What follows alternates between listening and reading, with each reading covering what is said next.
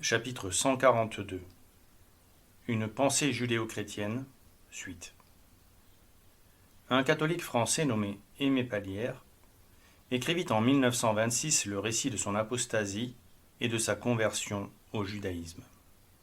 On y découvre qu'avant sa chute, il rencontra l'abbé Augustin Lehmann, et que ce dernier le mit en garde contre le Talmud, qui lui inspirait une sainte aversion. L'apostat rapporte dans son œuvre nommée Le Sanctuaire inconnu que l'abbé lui aurait déclaré « Sans le Talmud, il y a longtemps que tous les juifs seraient convertis », ce qui est certainement vrai. Le Talmud est à Satan ce que les saintes écritures sont à Dieu. Plus précisément, ce recueil d'interprétations rabbiniques est la réponse du diable aux interprétations patristiques des saintes écritures. Le singe de Dieu, imitant les œuvres de l'Église, a inspiré les « pères de sa synagogue ». Ce verset « Je suis venu au nom de mon Père et vous ne me recevez pas. Si un autre vient en son propre nom, vous le recevrez », qui permit à l'abbé Lehmann de présumer du rôle à venir de la nation déicide dans l'établissement de l'Antéchrist, mérite d'être replacé dans son contexte avant d'étudier le projet de société des Juifs talmudistes. Considérons donc à quel moment apparaît ce verset du chapitre 5 de l'Évangile selon saint Jean dans la chronologie de la vie du Sauveur.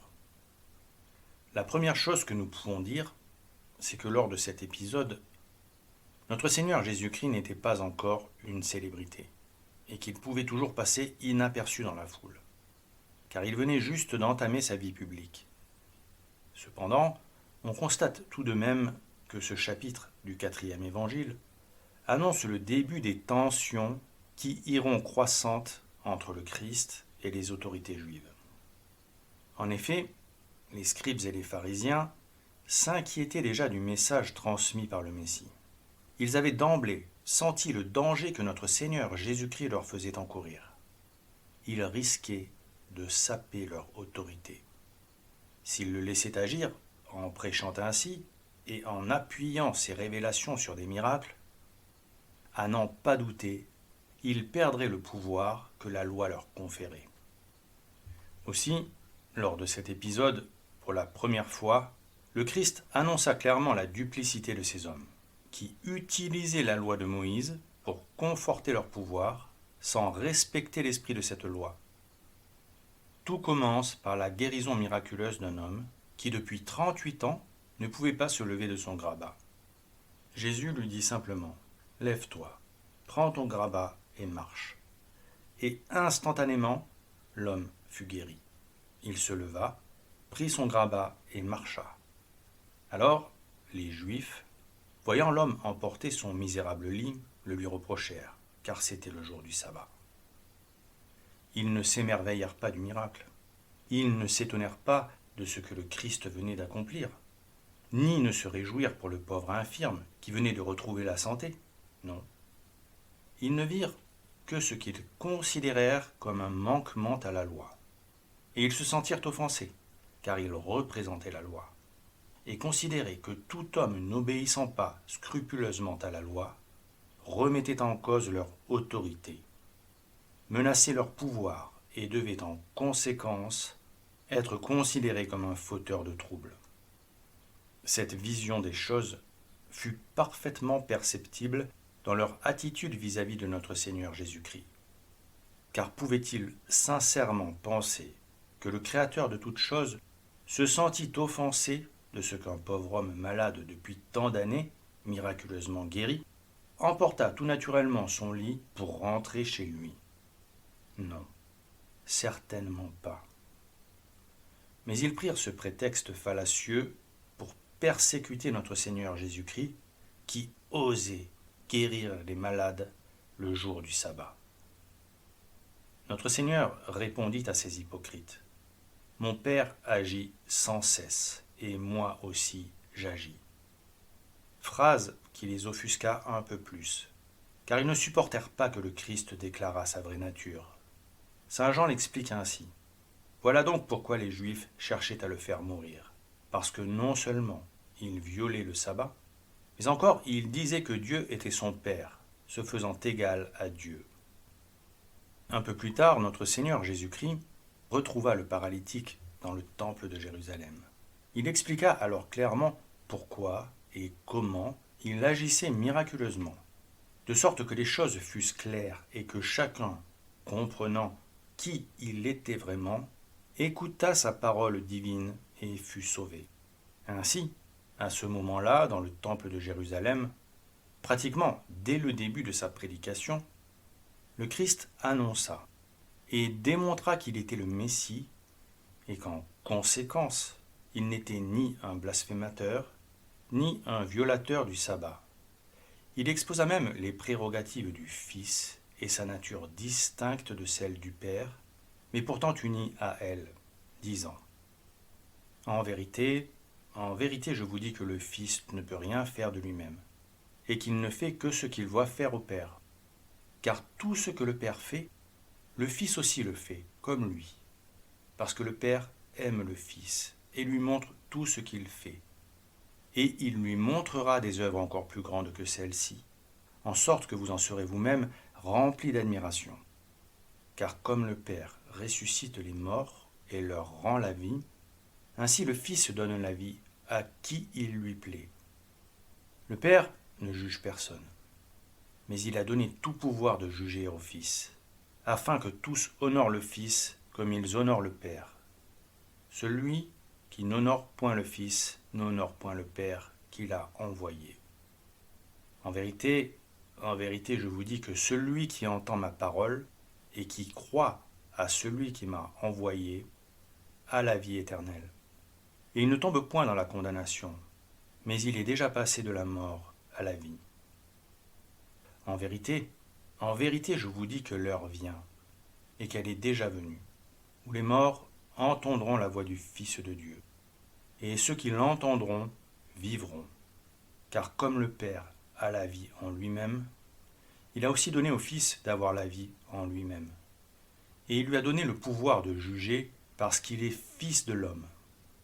Ne vous étonnez pas de ceci, car le temps vient auquel tous ceux qui sont dans les sépulcres entendront la voix du Fils de Dieu. Et ceux qui auront fait de bonnes œuvres sortiront des tombeaux pour ressusciter à la vie. Mais ceux qui en auront fait de mauvaises en sortiront pour ressusciter à leur condamnation. Je ne puis rien faire de moi-même. Je juge selon ce que j'entends. Et mon jugement est juste, parce que je ne cherche pas ma volonté, mais la volonté de celui qui m'a envoyé. Si je rends témoignage de moi, mon témoignage n'est pas véritable. Le Christ expliqua alors solennellement dans le temple de Jérusalem que son jugement était juste, parce qu'il cherchait à accomplir la volonté de celui qui l'avait envoyé, et que s'il décidait de guérir un homme le jour du sabbat, c'était parce que cet acte était un acte juste, agréé de Dieu.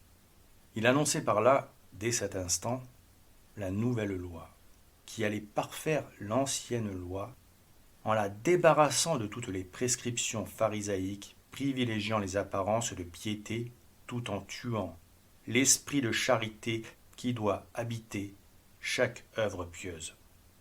Puis, dans la suite de ce discours dans le temple, le Christ démontra que Dieu avait témoigné qu'il était le Christ et comment il en avait témoigné, pour que les Juifs réticents puissent ouvrir leur cœur à la vérité, en considérant les témoignages de valeur attestant de la Christologie de notre Seigneur. Ces témoignages étaient incontestables. Le Messie dit en premier lieu : c'est un autre que moi qui rend témoignage de moi, et je sais que le témoignage qu'il rend de moi est vrai. Il faisait allusion à Dieu le Père, qui avait rendu témoignage de lui lors de son baptême, comme l'a relaté saint Matthieu. Or Jésus, ayant été baptisé, sortit aussi de l'eau, et en même temps, les cieux lui furent ouverts. Il vit l'Esprit de Dieu qui descendit en forme de colombe, et qui vint se poser sur lui. Et au même instant, une voix se fit entendre du ciel qui disait : Celui-ci est mon Fils bien-aimé, en qui j'ai mis toute mon affection. Cet événement est aussi relaté dans le premier chapitre de l'Évangile selon saint Jean. Puis, le Christ évoqua le témoignage de saint Jean-Baptiste que tous les Juifs connaissaient et reconnaissaient comme un saint homme, à tel point que certains l'avaient même pris pour le Messie. Le Sanhédrin lui avait d'ailleurs récemment envoyé une délégation pour qu'il leur dise qui il était vraiment. Cet événement, saint Jean le relata dans son évangile. Or, voici le témoignage que rendit Jean lorsque les Juifs envoyèrent de Jérusalem des prêtres et des Lévites pour lui demander « Qui êtes-vous » Car il confessa et il ne nia pas. Il confessa qu'il n'était point le Christ. Ils lui demandèrent « Quoi donc ? Êtes-vous Élie » Et il leur dit « Je ne le suis point. »« Êtes-vous le prophète » ajoutèrent-ils. Et il leur répondit « Non. » Ils lui dirent donc « Mais qui êtes-vous, afin que nous rendions réponse à ceux qui nous ont envoyés ? Que dites-vous de vous-même » ? Je suis, leur répondit-il, la voix de celui qui crie dans le désert. Rendez droite la voie du Seigneur, comme a dit le prophète Isaïe. Or, ceux qu'on lui avait envoyés étaient les pharisiens. Ils lui firent encore une nouvelle demande et ils lui dirent « Pourquoi donc baptisez-vous si vous n'êtes ni le Christ, ni Élie, ni le prophète ?» Jean leur répondit en disant « Pour moi, je baptise dans l'eau. Mais il y en a un au milieu de vous que vous ne connaissez pas. C'est celui qui doit venir après moi, qui m'a été préféré, et je ne suis pas digne de dénouer les cordons de ses souliers. » Le Christ rappela cet épisode récent à ceux qui le mettaient en cause pour qu'ils crussent et fussent sauvés, car ils reconnaissaient la sainteté de saint Jean-Baptiste, qui lui-même témoignait pour notre Seigneur Jésus-Christ. Vous avez envoyé à Jean, et il a rendu témoignage à la vérité. Pour moi, ce n'est pas d'un homme que je reçois témoignage, mais je dis ceci afin que vous soyez sauvés. Il était la lampe ardente et brillante, et un moment, vous avez voulu vous réjouir à sa lumière. Mais pour moi, j'ai un témoignage plus grand que celui de Jean, car les œuvres que mon Père m'a donné pouvoir de faire, les œuvres, dis-je, que je fais, rendent témoignage de moi que le Père m'a envoyé.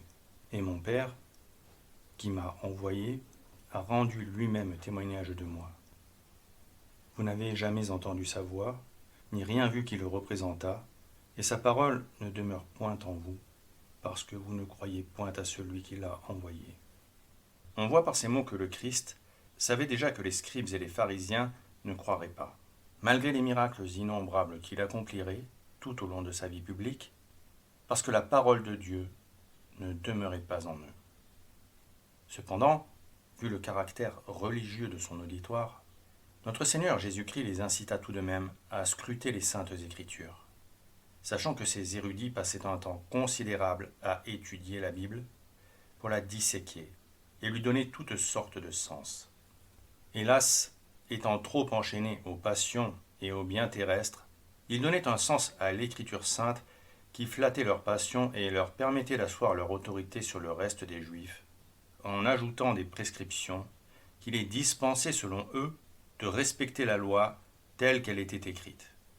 Cette mystification transformait ces heures d'étude de la parole de Dieu en pure perte de temps. Et cette parole divine, qui nourrit l'âme de bonne volonté et lui donne la vie, leur malice la rendait inopérante, car ils étaient incapables de recevoir la vie éternelle. Pourtant, tous savaient que le temps du Messie était arrivé, et l'on peut être assuré que leur attention était focalisée sur cette venue. Pour preuve, leur réaction face à saint Jean-Baptiste. Pour preuve aussi, la réaction d'Hérode, qui fit massacrer les saints innocents, accomplissant sans le savoir la prophétie de Jérémie.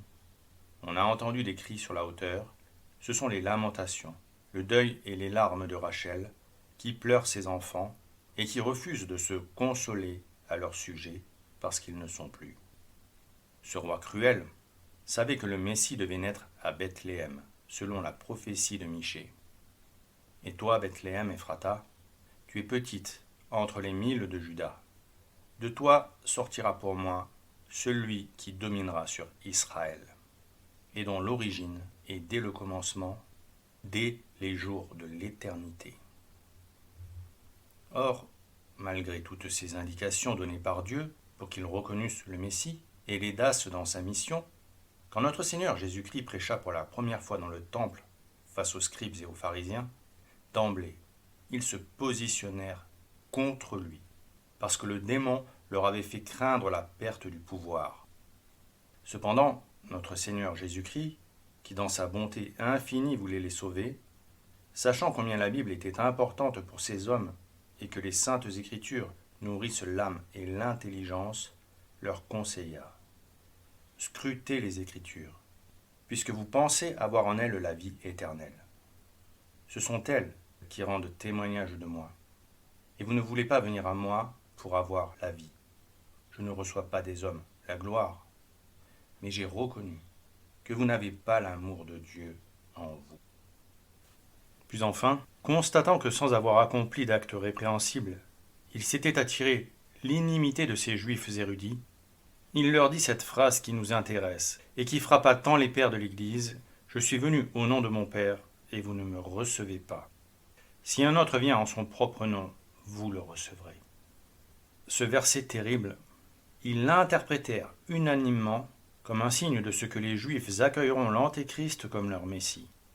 D'ailleurs, pour insister sur la mauvaise volonté de ces hommes, notre Seigneur précisa immédiatement, après ce sinistre avertissement: « Comment pouvez-vous croire, vous qui recherchez la gloire que vous vous donnez les uns aux autres, et qui ne recherchez point la gloire qui vient de Dieu seul ?» Insistant ainsi sur leur attachement désordonné au monde dont Satan est le prince. C'est cette exégèse patristique que la secte post-Vatican II qualifie d'ancienne exégèse contestable. C'est d'elle que ces architectes n'ont pas voulu, afin de promouvoir le syncrétisme religieux qui installe le noachisme. Et c'est le rejet de cette exégèse qui explique les débats sur les deux sources de la transmission de la révélation qui aboutirent à cause du pseudo-concile au rejet de l'une d'entre elles, la tradition, pour ne garder que l'écriture sainte qui pourrait être triturée et réinterprétée à loisir, sans le solide rempart de la tradition